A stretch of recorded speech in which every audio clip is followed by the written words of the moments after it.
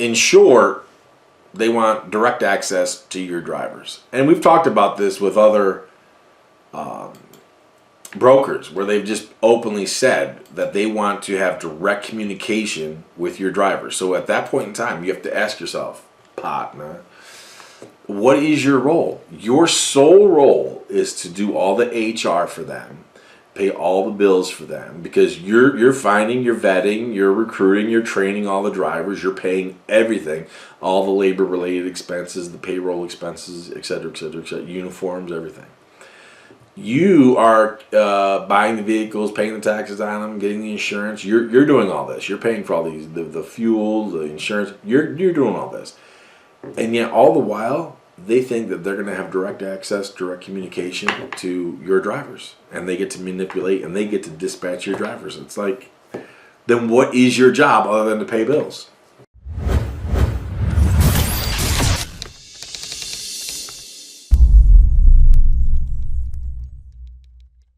Hello everyone, it's Joel Davis with United Medical Transportation Providers Group. You are the broker.com and Home Care Access.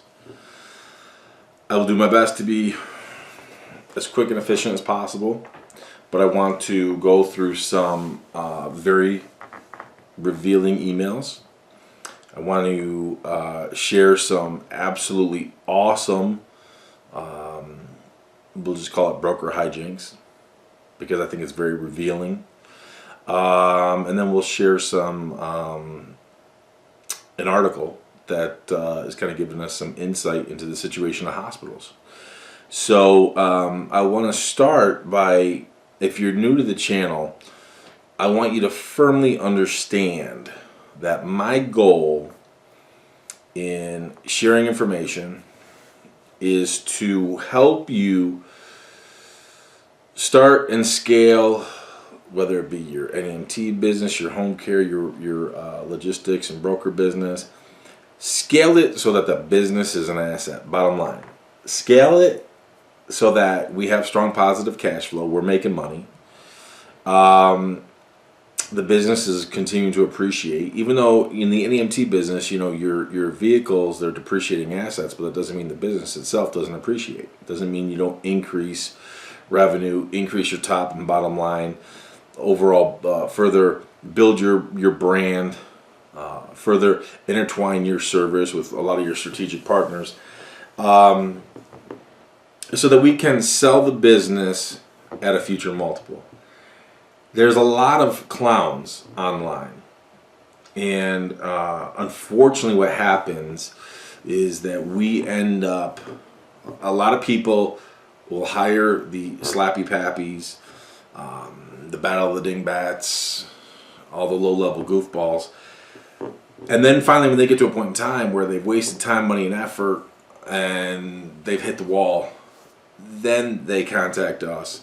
They reach out to us. They want that direct help and assistance, and at that point in time, unfortunately, you know, we're like trying to pick up the pieces, trying to put Humpty Dumpty back together again. Sometimes it works, sometimes it doesn't, because it depends. How much time do we have?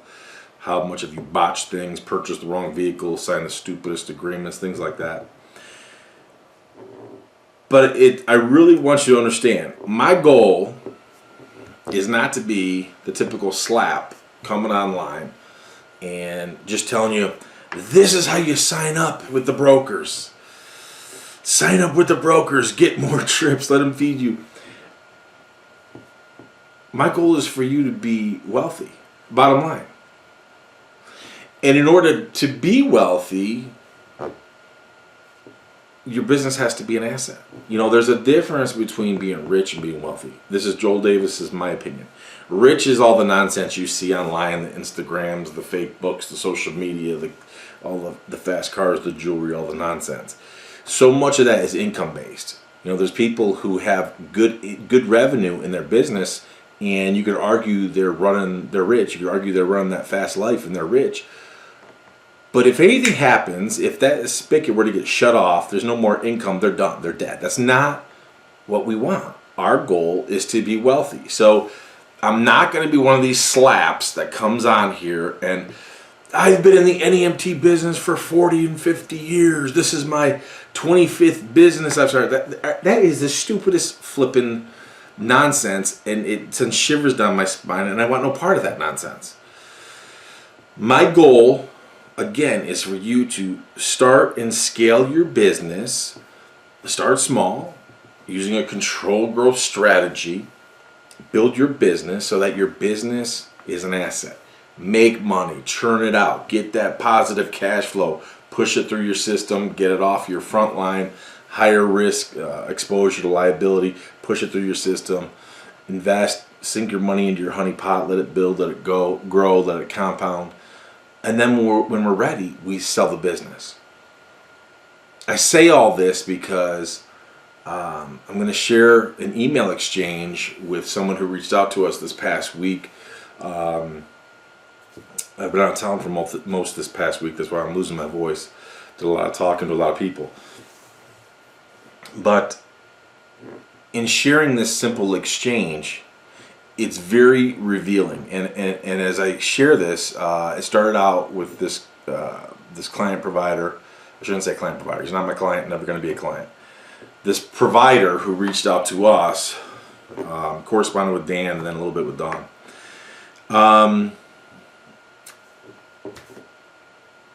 It's just very revealing. So I'm going to share that with you because I firmly want you to understand of what the goals and objectives are in working with us, enlisting our help, with everything that we do. If the goal is not to build legitimate wealth, legitimate assets, so we are truly free, then what is the point? We are not about self-enslavement and building ourselves a job. So let me dive in here. Again, there's nothing wrong. There's nothing wrong with this email exchange, but it's very revealing, and I share it with you because I don't want you to be like this, and I want you to understand the difference. It's critical because it helps you it sets up how you approach business, not just in NEMT and home care, but really anything. But it helps you define the trajectory that you should want and that you need to be on. So this provider reached out to us this past week. Again, I wasn't in town, but he reached out and Dan responded. Again, nothing wrong with this guy. So I don't need any hate email, none of that nonsense. Don't clog our email with the nonsense because honestly, we don't care. So first and foremost, subject line, consultant needed. That's kind of self-explanatory. You need help. There's some type of dysfunction, something going on here where you need help. Respect, good on you, because you realize, okay, you know what? Maybe I need an unbiased third-party set of eyes to get in here and take a look at things. So respect, consultant needed. Hi Joel, hope you're well. I'm looking to add more business and I understand your company has a consultant side that can help. I'm in blank area and we're a sizable company with 12 years of experience. Please feel free in calling me or one of your staff members. I know you're busy. Thank you and best regards. Hey, awesome. Nothing wrong with that. You need a consultant. Reached out to us. Love it. Okay, so Dan responded quick. Hi, blank. This is Dan. Thank you for contacting us. If you have been in business for 12 years, you would definitely need to be working with Joel because it sounds like you require greater strategic planning. Can I ask, why are you not selling your business? Thank you, Dan. I mean, you're in business for 12 years. Why? I gotta believe that you're for 12 years. Like, let's sell the business. Again, don't be that guy. I've been doing this for 40 years. I mean, that whole bloviated nonsense. Can't stand that. Make the money. Build, grow, scale. Make the money. Sell while you're on top. Okay. He responds to Dan. Hi, Dan. I'm not planning on selling at the moment as I don't have anything else. Boom. Right there's the problem. There's the problem. Hi Dan, I'm not planning on selling at the moment because I don't have anything else lined up to replace it with. Boom. That is the problem. After 12 years in business,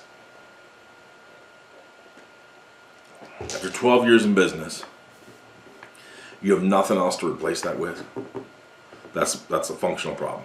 If you've been in business for 12 years, if you've done things properly, if you've been in business for 12 years, not only should you have so many chips stacked up, not only should that honey pot be well funded, not only should you be well diversified in other things, it doesn't matter. Your business, look, I'm going to be absolutely clear and transparent. You start your business, start it on a shoestring budget. And not that you need money. We're going to purchase some assets for sure, but everyone knows who works with me, I'm all about cost controls. We do not spend the money until it's time to cross the bridge. So let's live ghetto fabulous as needed till we get operational, we get going, and we gain steam. And even then, we always got to be smart and be effective and efficient with our use of money. But 12 years into this game, we should have a completely different lifestyle. So the question should never be of, oh, I can't sell because I don't have anything to line up with. 12 years in, your entire landscape, your personal, everything should be completely different.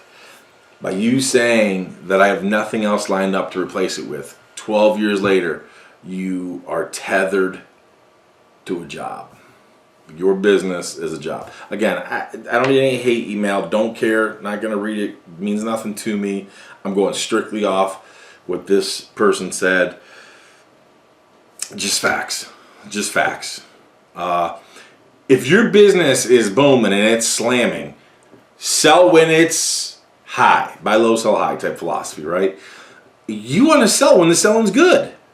So there should never be a situation of, well, I can't sell because I have nothing else lined up. What does that even mean? What does that even mean? Clearly, you have built yourself a job, and you're 12 years into it, and you still have a job. It gets better. Maybe down the line, but for now, I'm focused on bringing on more business. Good. Respect. Love it. Cool with that part. COVID was tough time for everybody. Now that the job market is being more favorable and COVID is in the rearview mirror, we're poised to want to expand. Love it. Good. Totally agree. I'm really focused on expanding with bigger accounts. Cool.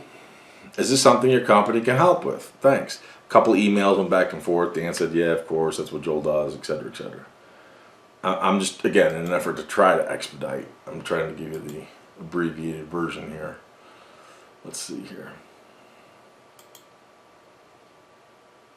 So Dan sent him some type of a question. I'm not sure what that one was, and he responded with, we have a contract with blank. It was a series of hospitals. Our gross is around $3 million with about 15% margin. Okay. So think about this. If you've been watching my videos for any length of period of time, you know that I want that margin as close to 25 as I can. We have a lot of people who are well past that. We have some who are less than that. Now, at $3 million in revenue, look, if it's a little less than 25, palatable, not a problem. It all depends on the overall revenue, where you're located. Location's key. Obviously, operational costs.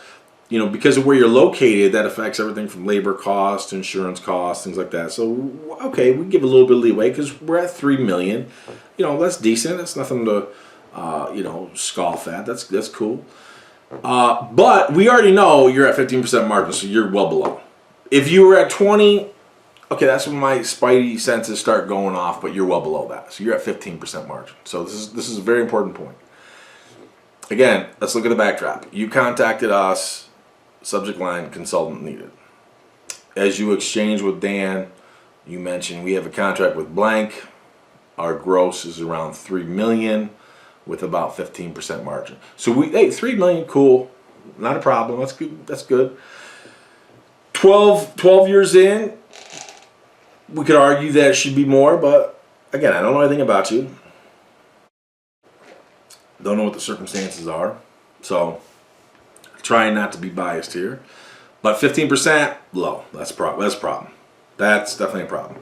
So that already, if based upon you telling me I have nothing else to go back to, so that's why I'm not selling the business. We're at 15% margin. You're tethered to a job. Facts. Employees and vehicles are major obstacles in us growing. Boom. Legit. That's a concern. That's why we need to lift up the hood and start to to evaluate where are we good, where are we bad, what can be changed, what can be streamlined, where can we cut. Agree. But this is why you contacted us, Consultant Needed, right? Employees and vehicles are major obstacles in us growing, other than finding insurance companies and getting paid what we want. Okay, now here's a little revelation there. Other than finding other insurance companies and getting paid what we want. So he's trying to find other sources of revenue, but getting paid what we want. Well, let me ask you, why are you not getting paid what you want? I don't know. I mean, again, that's why you reached out to us, Consultant Needed. I don't know. We know you're at $3 million. You've been in business 12 years. You said you're a sizable company. So I don't know how many employees you have. I don't know how many vehicles you have. Are you efficient? You're not. You got $3 million. You're only at 15% margin. You're not getting paid what you want. Again, not my words, your words. That's what you said. Well, why are you not getting paid what you want? Is it something that we need to reopen negotiations with a bunch of your key accounts, and we need to strategize and reposition ourselves properly so that, guess what, we can at least get closer to what we want? All right, let's continue. Okay. Wrong email. Okay. So Dan responded to him, hey, blank, I've been closing the following links so you can sign up to start working with Joel. Honestly, you are so far ahead that you can skip all the ebook and videos and just get right to working with Joel. He will be back in New York on Sunday, so I would give him a day or two to catch up, and then he will reach out to you. After making your reservation, we will email you a questionnaire of about 25 questions. Please take your time to complete that in detail. In addition, Joel will want to see the following: year-to-date P&L for 2025, obvious. P&Ls for 2024 and 2023. Copies of your contracts with associated rate sheets, because again, you said you're not getting paid what you want. Okay. Fleet rosters with capacity, ambulatory, wheelchair, gurney. Employee roster with the roles, rates of pay, estimated hours. We will prep everything so Joel will have it upon his arrival to go through before reaching out to you. As always, let us know if you have any question. Thanks, Dan. Yeah, I mean, that's Dan. My peeps know what I'm looking for. They know, so that's exactly what I want. To at least start, and then obviously I have 1,000,001 questions as we move forward, right? Because again, you reached out to us, Consultant Needed, right? Okay. Let's continue. Okay, so he responds to Dan. Hi, Dan. Sorry, I don't see the link. Also, our contracts are privileged information as well as our P&Ls.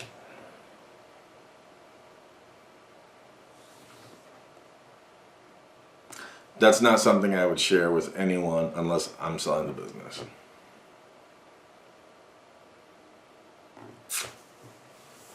Think this through, folks. You reached out to us, you got problems, 12 years in the business, you say you're sizable. I mean, look, $3 million, yeah, I mean, that's decent. That's good money. Not refuting that at all, but you're sizable. I don't know how sizable. You don't mention that per se. I would come to learn all that if we do our demand and discoveries and look at your stuff. You mentioned your 15% margin, so clearly you're at least 10% below where ideally I'd like you to be. You got nothing else to go to because you have basically built yourself a job for the last 12 years. And then when I ask for the information, when Dan asked for the information, so I have it to go through, sorry, that's all privileged information. It's like, it's analogous to my pipes just burst, let me call the plumber. Call the plumber, but he's not looking at our pipes. Just so we're clear, I need you to fix the problem. You are not looking at the pipes. Folks. It just came to me, and this is also where, like, you have to have some self-awareness. Two things.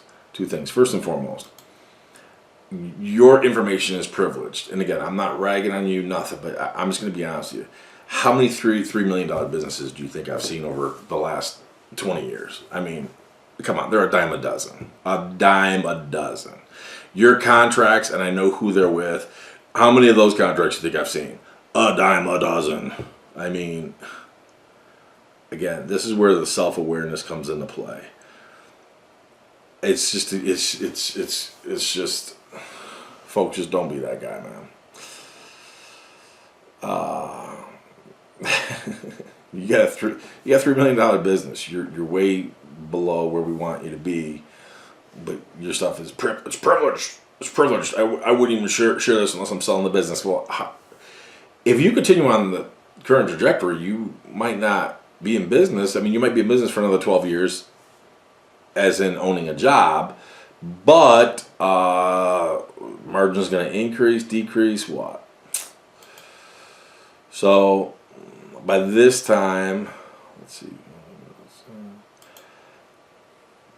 Okay, so by this time, it was already after 5 o'clock, so Dawn took over. So Dawn reaches out to him and says, "Hey, blank, this is Dawn. Thank you for contacting us. I'm following up with your previous correspondence with Dan from earlier in the day. Joel certainly can't help you if you don't share your information, so this arrangement obviously isn't going to work. If you ever change your mind in the future, feel free to reach out to us. Thanks, Dawn." All right, fair enough. Okay, now watch this. Watch this. Watch this. Okay. Hi, Dawn. Now, mind you, you reached out to us, subject line, consultant needed. Hi, Dawn.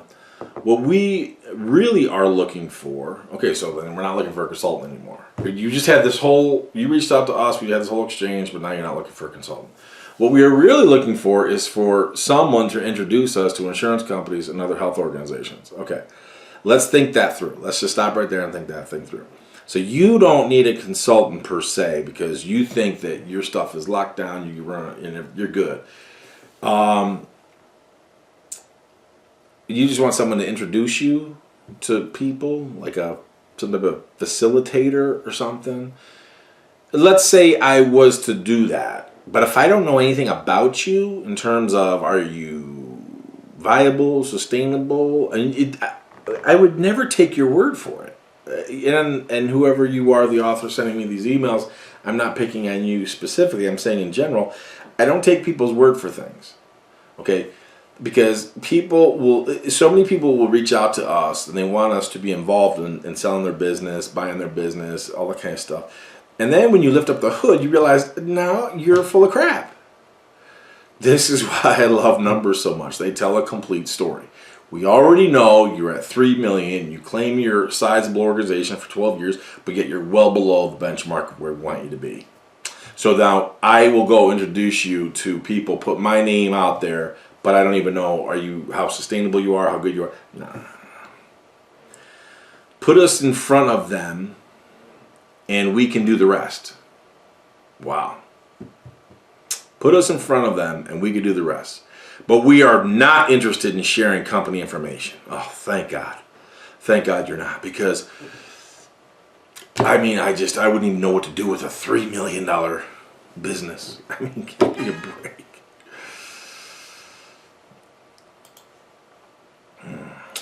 Let's see here.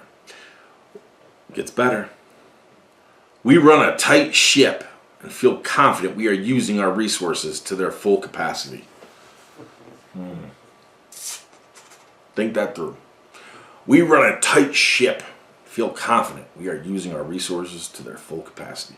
Yet we already know you're about 10% below where we want you to be. That's our benchmark, 25%. If, again, 3 million, sizable, not sizable, it's kind of like a tweener business. So if it dips a little below 25, palatable, okay? But you're well below where we want you to be. But hey, what do I know? We run a tight ship and feel confident we are using our resources to their full capacity. If Joel is interested in doing that for us, we are fine. Then why did you contact us, consultant needed? If Joel is interested in doing, so you want, and this is the mistake that people have. They want to, for us to get involved. First of all, they want us to get involved. 9 out of 10 people when they contact us, what? This isn't free? What? But I watch these videos. This isn't free. I gotta pay for help. This is why I just keep increasing the price, so I work with fewer and fewer people, and I can streamline and focus on those people who are serious. So contact us, and then they want to pigeonhole you up. I only want this. This is what I need. No, we're done. We're done. We're done. This is why I'll never work with this guy. He can come to me and say, I'll pay you $100,000. Don't need it. I'm not going to work with you. I won't work with you to sell your business, because that's not how we approach business. If Joel's interested in doing that, doing that with us, doing that for us, we are fine. If there's someone out there that does what we are looking for, please let me know. Thank you in best regard. So again, I share all this not to directly crap on this dude, although I'm using his emails, taking them at face value. That's all I can do. Take them at face value. But hopefully you, the person who's serious, who has the self-awareness of, you know what, I stand to learn. Let me list.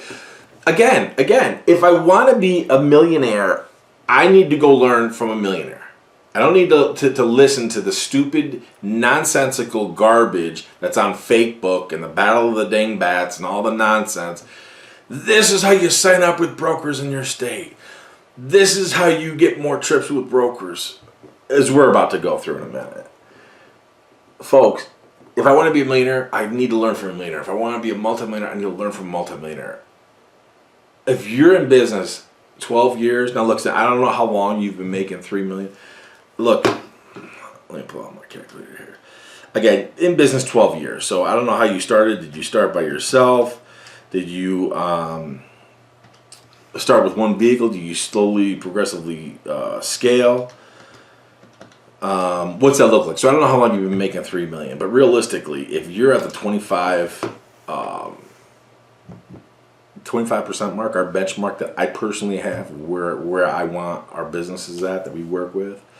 If you're at $3 million, you know that our margin, if we're at 25, we know we're at $750,000. Now, if you're at $750,000 for any number of years, we are stacking chips, we're loading up, we are strategically moving money out of the frontline business, pushing it through our system, limiting our exposure to taxation, multiplying that money. Why? Because this channel, me personally, I'm not one of these fake book, groupie, guru, battle of dingbats, just absolute how to make money in the NEMT business. Screw the NEMT business. I don't care about transportation. Facts.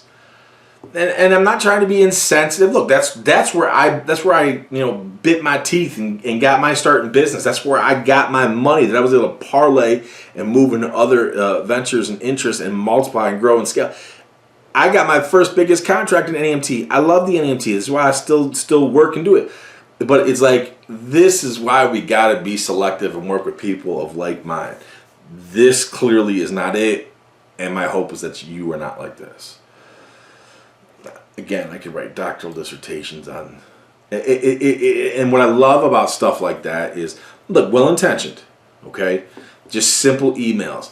Yet from there, if you have a depth of understanding and knowledge of where this should be, what direction we should go, you could write a doctoral dissertation just on those few emails in the exchange. And each email, they weren't long. You see them, they're not long, but you can extract so much nuggets of information of mentality, methodology, systems, policies, procedures, finances, so much. And that's not where I want you to be. Okay, now listen. So we're going to transition over here to, I've told you, man, about 3 or 4 of y'all sent me this. About a week or so ago, right before I went out of town, about 3 or 4 of y'all sent me this. I love this so much. We're gonna read every word. Forgive me, I'm losing my voice. Did a lot of talking this past week. Had some really good meetings and a really good trip. I've talked in previous videos about CareCar. Okay. CareCar, they don't give a flip. I love them. I love brokers, man. They are the gift that just keeps on giving. Brokers are the gift that keeps on giving. They just warm my heart and make me laugh so much. They're so and if you were to track, again, I've been in this game a long time, and if you were able to track the growth of brokers, and I'm not talking specifically like their revenue, their operations, the markets that they penetrate. If you were to track their growth of just absolute utter blatantness of how they don't give a flip, they are at a point in time now where they just don't care. They are so blatantly honest. Back in the day, they would try to be much more subtle. Gone. Gone. Gone. Car care, they will tell you. We've talked about this in recent videos. Car care will outright tell you, we're going to flood the zone, we'll pay you more up front, but as things start to sell down, we're going to retract our pricing and we're going to get more people in, and then we're definitely going to just bottom out. And now what we paid you to get started, we're going to take it away. That's me paraphrasing, but that's what they do. And they talk about it in their contract, okay? Understand that as you work for them, you think you're building and scaling your business and building your brand. Understand, you're only building and scaling their business. That's all you're doing. I mean, consider Uber and Lyft. Uber and Lyft is a business model that is impossible for you to scale, okay? If you drive for Uber or Lyft, you can't go get someone else to drive another car and they drive and you make money on it. You can't. It's all individualized. Who is who is it that benefits from the scaling process? The company does. Uber and Lyft, right? You drive for them. They have all these drivers, and then once they their goal eventually is to have driverless cars. When that happens, boom! Now they're flush with cash. They're in the black. All the investors, the capital, venture capitalists, all the shareholders, they boom, overnight boom, right? Same thing applies to I'm sorry. Same thing applies to them. You're growing and scaling for them. Now they're going to pay you more upfront when they enter a new market, and then when they get enough providers in there, then they systematically start to scale back. By then you're already on the take, right? So this message is from the CEO. He says, hello, last week I had the opportunity to meet with several of our network provider partners. Partners, there's the key word. Everyone's a partner while they're just screwing you in the back. Let's see. Last week I had the opportunity to meet with several of our network provider partners in person. First, thank you for showing up every day for our members. There it is. It's always, we're here to serve the members. We're here to serve the clients. Mind you, me, the transportation provider, I got boots on the ground in this local community. You're based 3, 4, 5 states over, but you're here for the members. Stop, dude. Stop. Dude, you are all about your market share, man. I love it. I love it. Thank you for showing up every day for our members and for sharing honest feedback with me directly. One concern I heard loud and clear was around delayed payments.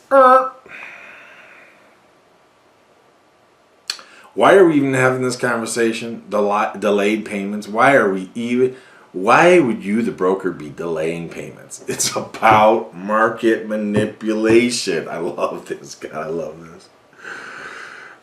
Forgive me for laughing so much. I think part of it is because I'm still tired from my trip, man. So if my eyes are just dragging, know that I'm still a little tired. But I had to put this video together because I'm going out of town next week. One concern I heard loud and clear was around delayed payments. I want to acknowledge that concern and also offer some clarity on what's causing it. Oh man, please enlighten us. Tell us what's causing you to slow roll and slow pay us. Please enlighten me. What needs to change going forward and how we're working to reward. Holy cow. How we're working to reward those of you operating with consistency and excellence. Think about that, man. It's like, now, first, a couple sentences ago, first paragraph, we're partners. Well, if we're partners, why would I have to be rewarded? We're partners, right? So I have equal access and opportunity to whatever we get because we're partners, right? But I get rewarded because I've been a good boy. I've been a good girl. I've done a good job. I've been operating with consistency and excellence. It is such crap. And I mentioned in previous videos, Go ask anybody who's worth 7, 8 figures. Go ask them. How did you get rich? Did you get rich by subjugating yourself to somebody else, allowing someone else to control you, control your operation, allow someone else to control your pricing?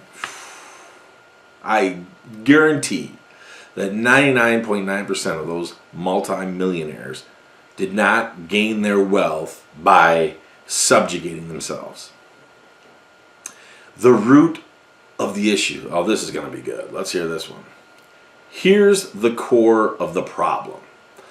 Oh man, it's your fault, partner. It's your fault, partner. Here's the core of the problem. When your drivers aren't updating task statuses in real time using our platform. How many times have we talked about this? It's all about sheep herding. Sheep herding you into the funnel, the cage, down the narrowing path into using their platform so they can see and control everything. And when they see and control everything using their platform, they can control the pricing as well as further gauge. Okay, what other work are you doing? Are you solely dependent on us? Because if you're solely dependent on us, we got you by the balls. If you're using somebody else, if you're doing some work elsewhere and you're still on our platform, we can gain access to it. It not only gives us opportunity, but we also learn more about you and what you're doing. Insane. Our system, again, this is your fault, transportation provider. Our system cannot verify that the trip happened as planned. Cause the problem, create the solution, rinse and repeat. Without timestamp and geolocation data, those trips are flagged for manual audit. That's the problem. You're not on their platform. You're not giving them unfettered access to your data and your information. There's the problem. It's your fault. This adds an average of 30 to 45 days to the payment timeline. Think that thing through. Again, you want to be a multimillionaire? Go find a multimillionaire and ask them if they would sign up for this type of nonsense. This adds an average of 30 to 45 days to the payment timeline. Screw you, you're insane. Depending on volume. It also slows our ability to bill payers, creating a bottleneck. It creates a bottleneck across the board. Everyone's struggling. The struggle is real.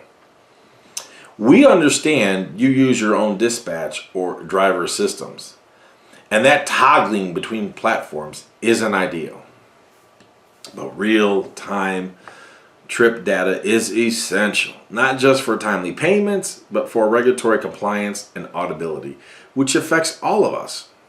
Note, we are working on integrations with your system if available, but until those are complete, we must capture this data. Yeah, well, guess what? All you using Dispatching Made Easy, it ain't never going to be compliant with your system or any broker system. So not happening. Never going to happen. Unbelievable. All right, let's continue. Let's continue. This is the same letter. I told you we were going to read all of this. Our communication delays. I also want to acknowledge another point of frustration. Lack of timely response to your questions or ticket submissions. You're right. We haven't been meeting expectations here. The volume of tickets we're receiving, particularly those related to payment issues, has grown faster than anticipated. We're actively addressing this by adding support staff trained in both finance and audit to ensure that your requests are responded to more quickly, thoroughly, and accurately. You deserve better communication from us, and we're making the changes to deliver it because we're partners. How can you help? Here we go. Please continue to use our dispute form. For all payment inquiries and issues, these forms go directly to our accounting department for review and resolution. To help us process your concerns efficiently, we ask that you submit one form per dispute and follow the resolution process provided. Here's how to resolve payment delays. This is the meat and taters of it all. Okay.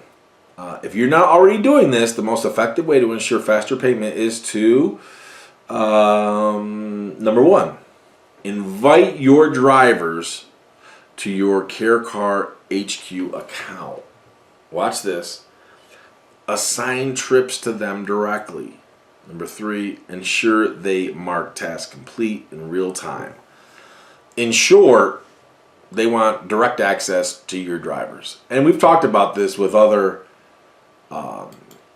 brokers where they've just openly said that they want to have direct communication with your drivers. So at that point in time, you have to ask yourself, partner, what is your role? Your sole role is to do all the HR for them, pay all the bills for them, because you're finding, you're vetting, you're recruiting, you're training all the drivers, you're paying everything, all the labor related expenses, the payroll expenses, et cetera, et cetera, et cetera, uniforms, everything.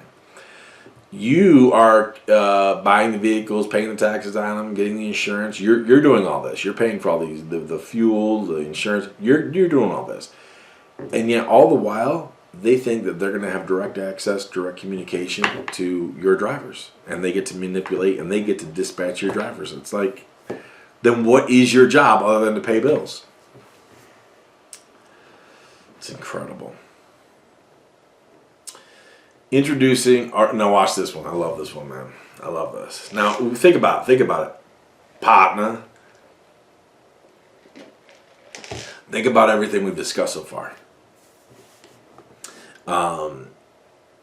Got problems with payment, not using their platform, should be using their platform, give them direct access to your drivers, et cetera, et cetera. They can't control it 30 to 45 days. But wait a minute. Now they have a preferred provider program, a rewards program. We're launching a new program over the next 2 months to recognize providers who are operating with a high degree of reliability and system compliance. I.e., you're a good little sheep looking. Just keep being a good little sheep. Preferred providers will receive first access to available work, accelerated payments on a 14-day cycle. Amazing. So it is possible. Oh, I gotta do it your way, of course. Performance will be reviewed on a rolling basis. Whoa. Okay. Performance will be reviewed, partner, on a rolling basis, so you can qualify. Partner has to qualify or requalify based on your ongoing performance. So it's a moving target. Okay. So we're partners, but the game can change on me whenever you want it to. Got it. More info on criteria and how it works will be shared next month. CareCar is built on partnership. Here we go. We started at partner, ended at partner, but everything in between, you're a sheeple. We succeed when you succeed. Really? Because you're crippling us. You're not even paying us on time. You're paying us up to net 45. Yeah, you're killing us. And when our members get to their appointments safely, because we care about the members again, here we go, on time and with care, thank you for all that you do and for continuing to work with us as we grow into the next chapter together. Folks, do you not see, I mean, it is psychological. I will say this, it's a form of psychological abuse. It really is. Because, again, same email, okay, all one email that I just read to you, right? I showed you 3 slides there, but all same email. Started and finished the same way, in between, big chasm. Start and finish, it's psychological warfare. Start, finish, praise you, thank you, make you feel warm and fuzzy. We're partners. We collectively are here for the member, but in between, how can we chop you up, use you, however we deem necessary, moving targets, rolling dates, this and that, need your compliance, and then they finish with partner. It is psychological abuse. And again, go back. You want to be a multimillionaire? I want you to go ask your multimillionaire friend who asked them specifically, is this the formula? Is this how you become a multimillionaire? No, you don't even become a millionaire like this. This is how you're in business for 12 years and you still own a job. Now, here's what I want you to also see. And there's a ton of these, man. There's so much good stuff out there right now. I'm going to share this because I got to try to wrap this up here in a minute, but I'm going to share this just to, again, give you greater perspective. Okay. This is from Becker's Hospital Review. They always have good stuff. Hospital profitability to begin in 2025, 72 statistics. Hospitals across the U.S. are showing signs of sustained financial recovery with both operating margins and operating EBITDA margins posting significant gains. So basically hospitals are getting money. Some of them are getting in the black compared to 3 years ago. However, the pace and consistency of improvement differ sharply depending on geographic region and hospital size. Growth plateaus. Overall, hospital operating margins have surged 74% since 2022. Boom. Say that again. Overall, hospital operating margins have surged 74% since 2022. Boom. With operating EBITDA margins are up 60%, signaling a strong rebound from the pressures of the pandemic and labor disruptions. However, growth appears to have stalled in the near term. Month over month, operating margins remain flat and EBITDA margin has slipped slightly by 1%, hitting at ongoing cost pressures of seasonal softening in performance. All right. This is also part of the same article. Second slide. Mixed regional trends. The South leads the recovery with a 101% increase. Boom. Again, the South leads the recovery with a 101% increase in operating margins and 74% EBITDA growth since 2022. Boom. Underscoring strong operational gains despite a recent 5% monthly dip in operating margins. The Midwest has also posted solid year-over-year improvements, 11% for operating margin, 9% EBITDA, suggesting a steady upward trajectory. Boom. Meanwhile, the Northeast, Mid-Atlantic, and West are struggling to sustain momentum. The West saw a 10% drop in monthly operating margins and a 9% fall in EBITDA, despite respectable long-term gains. The Northeast showed only a modest year-over-year growth in both metrics, but had a striking 33% monthly surge in operating margins and 29% EBITDA, a possible sign of sharp course correction or volatility. The Great Plains saw the biggest year-over-year jump in operating margins, 23%, but its long-term EBITDA growth, 31%, remains the weakest of any region, suggesting profitability gains there may be more fragile or narrowly driven. And then the last slide, again, all part of the same article. Okay, large hospitals outpace smaller hospitals in long-term profitability. Hospitals with more than 500 beds are the financial frontrunners. Their operating margins are up 119% since 2022, the highest of any size category, with EBITDA margin up a robust 120%. Boom. These institutions also posted double-digit year-over-year gains and positive momentum month over month, suggesting advantages of scale and stability. Mid-sized hospitals, 100 to 299 beds, in contrast, are seeing slower margin growth, particularly in EBITDA, with 2025 versus 2022 increases hovering around 43 to 50%. Smaller hospitals under 100 beds are faring better with long-term margin growth between 59 and 68%, though some are showing short-term softness. So why do I share all this? Again, highs and lows just in that article, but overall, hospitals are gaining.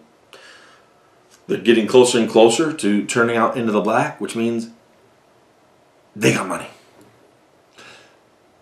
They got money. So for all of you who make excuses, you hem and haw, it's too hard, I can't figure it out, don't know how to get in the hospitals, get in the hospitals. I don't care what you do.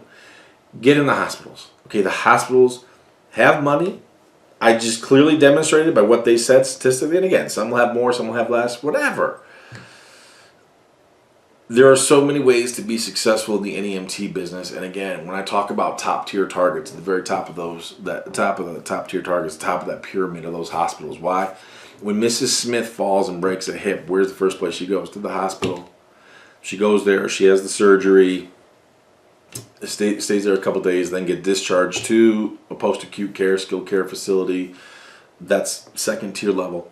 From there, if she responds well, does well, she's going to get discharged, maybe go to an independent or assisted living, maybe go back home depending on age and her overall level of successful recovery and rehab.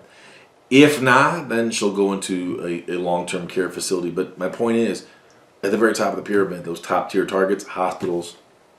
Do you want to be a sheeple, a slave, working on the sharecropping here for Care Car, your partner, and all these other slap dick brokers? No. You got to be in control of your business, going after top tier targets. Why? So that you're not building a job. So that at year 12 in your business, you are not tethered to a job. Your numbers are not below our industry benchmarks. You are highly profitable, well diversified. You have stacked chips. You have created wealth. So when I ask you, why aren't you selling your business at year 12? You said, well, I don't have anything else to go into. That's not how wealthy people operate. I'm just going to be honest. That is not how wealthy. Well, I don't know. Why aren't you selling your business right now while you're on top? If you're running as effective and efficiently as you claim, which clearly you're not, but if you were, you should be fighting to sell right now. Get this thing on the market, unload this, boom, cash out. But no, I can't because I don't have anything else to transition into. That's not how wealthy people operate. I'm just being honest with you. Folks, I know a lot of people complain about the things I preach and teach and my style, my blatant, I'll call it transparent way of delivering content. But that's part of the problem. I don't care because I don't have to care.